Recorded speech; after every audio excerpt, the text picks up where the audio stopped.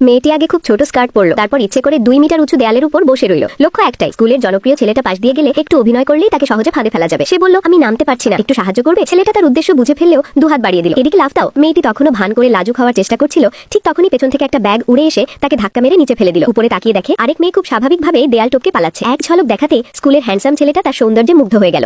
সে কিছু বলার আগেই মেয়েটি লাফ দিয়ে নিচে নেমে ব্যাগ তুলে নিয়ে একবারও না তাকিয়ে চলে গেল। কিন্তু ছেলেটার মনে কৌতূহল জেগে উঠল। সে গোপনে পিছু নিল এবং দেখে মেয়েটি ঢুকছে তারই ক্লাসে। বন্ধুদের কাছ থেকে সে জানলো মেয়েটি নতুন ট্রান্সফার স্টুডেন্ট। এরপর থেকে ছেলেটার চোখ বারবার অজান্তেই মেয়েটার দিকে চলে যায়। এমনকি সে একটি প্রেমপত্র লিখে চুপি চুপি মেয়েটার বইয়ে রেখে দেয়। কিন্তু মেয়েটি সেটা না পড়েই ছিঁড়ে ফেলে। এইসবের কিছুই না জেনে ছেলেটা বেঞ্চে ঘুমিয়ে স্বপ্ন দেখছিল। ক্লাস শেষে মেয়েটি খেয়াল করলো ছেলেটার হাত তার ব্যাগের উপর রাখা। সে বিরক্ত হয়ে হাত সরিয়ে ব্যাগ তুলে নিয়ে চলে গেল। ঘুম ভেঙে ছেলেটা অবাক হয়ে ভাবলো, আমি কি তার চোখে বিরক্তির ছাপ দেখলাম? অসম্ভব, আমি তো এত হ্যান্ডসাম। তারপরেও সে ক্লাসে বসে লুকিয়ে লুকিয়ে মেয়েটার দিকে তাকাতেই থাকে। এমনকি মেয়েটার সৌন্দর্যে ক্লাস টিচারও তাকিয়ে থাকেন। একদিন তো এক ছাত্র সবার সামনে দাঁড়িয়ে মেয়েটিকে প্রপোজই করে বসে। মেয়েটা লজ্জায় কিছু বুঝে উঠতে না পেরে দৌড়ে বাইরে চলে যায়। বন্ধুরা মজা করে বলল, ও কি সত্যি রাজি হয়ে যাবে? কিন্তু ছেলেটা নিশ্চিন্ত ছিল, এই ছেলেটা তার লেভেলেরই না। কিন্তু পরদিন সে দেখে মেয়েটা সেই ছেলেটার সঙ্গে হাসতে হাসতে হাঁটছে। রাগে সে সোজা গিয়ে দুজনের মাঝখানে জোরে একটা দুর্গন্ধ ছেড়ে চলে যায়। পেছনে মেয়েটা হতভম্ব হয়ে দাঁড়িয়ে থাকে। আরেকদিন মেয়েটি হঠাৎ দেখে তার বান্ধবী লুকিয়ে বড়দের কমিক পড়ছে। ধরা পড়ার পর বান্ধবী লজ্জা না পেয়ে বরং তাকেও একসাথে পড়তে ডাকে। মেয়েটা বিরক্ত হয়ে চোখ উল্টায়। ঠিক তখনই পেছন থেকে স্কুলের হ্যান্ডসাম ছেলেটা ও তার বন্ধু সব দেখে ফেলে। মেয়েটা এতটাই লজ্জা পেয়ে যায় যে মনে হয় মাটিতে গর্ত হলেই ঢুকে পড়ে।